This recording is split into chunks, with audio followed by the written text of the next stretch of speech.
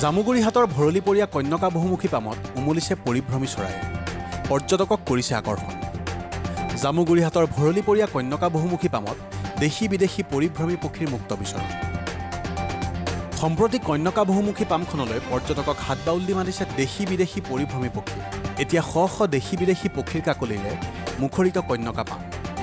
কৃষি পামখনৰ বৃহৎ বৃহৎ পুখুৰীত জলকেলিয়ে নহয় ইয়াৰ শান্তশিষ্ট পৰিৱেশ তথা মুকলি আকাশত বিচৰণ কৰি আছেহি বিভিন্ন প্ৰজাতিৰ পৰিভ্ৰমী পক্ষী অসমৰ ৱাইল্ড লাইফ গাৰ্জিয়ানৰ সঞ্চালক তথা পক্ষীবিদ মাছি আহমেদ খানে এই কৃষি পামত যোৱা এসপ্তাহ সময় ধৰি চলোৱা গৱেষণাত এই তথ্য পোহৰলৈ আহিছে তেওঁৰ কেমেৰাৰ লেন্সত ধৰা দিছে swamp francolin grey heron grey headed fish eagle Bengal bushlark thick billed ৱাবলাৰ চিকৰা পাইড হেৰিয়াৰ ইণ্ডিয়ান স্পট বিল টাককে ধৰি বিভিন্ন প্ৰজাতিৰ দেশী বিদেশী পৰিভ্ৰমী চৰাই পক্ষীবিদ মাছি আহমেদ খানৰ মন্তব্য যিবোৰ চৰাই পৰিদৰ্শনৰ বাবে দেশী বিদেশী পৰ্যটক কাজিৰঙা মানাহলৈ আহে সেইবোৰ চৰাই এটা তেনে সাধাৰণ অৱস্থাত প্ৰত্যক্ষ কৰিব পাৰি ভৰলীপৰীয়া কন্যকা বহুমুখী কৃষি পামত কেইবাখনো দেশৰ দুষ্প্ৰাপ্য চৰাই এতিয়া দেখা পোৱা গৈছে এই কন্যকা পামৰ জলৰাশিৰ বুকুত একচুৱেলি ৱাইল্ড লাইফ গাৰ্জেনৰ পৰা NGO যিটো সেইফালৰ পৰা আৰু প্লাছ এজন প্ৰকৃতিপ্ৰেমী হিচাপে এই কন্যাকাত আজি আমাৰ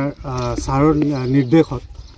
পদ্মজগা ছাৰৰ নিৰ্দেশত আজি এসপ্তাহ ধৰি মই চৰাই পৰ্যবেক্ষণ কৰি আছোঁ ইয়াত মই বহুত আপুৰুগীয়া চৰাই কিছুমান পাইছোঁ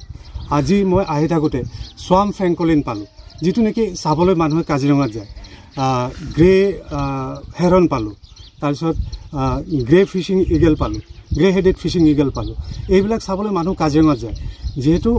আমি এই কন্যাকাতে এই চৰাইখিনি উপভোগ কৰিব পাৰিছোঁ আৰু এইটো আমাৰ মাত্ৰ 10 দিনৰ পৰ্যবেক্ষণে ইয়াত আৰু অহা আমি এবছৰ কৰিব লাগিব কাৰণ এতিয়া সামাৰ মাইগ্ৰেশ্যনৰ চৰাইখিনি পাইছোঁ আৰু উইণ্টাৰ মাইগ্ৰেশ্যনৰ চৰাইখিনি অলৰেডি গ'ল তাৰে মই স্পট বিল ডাক 4টা পালোঁ এতিয়াও যোৱা নাই সিহঁত কিবা কাৰণত দেৰিকৈ যাব এইবিলাক চাইবেৰিৰ পৰা আহে তাৰপিছত ইয়াত আৰু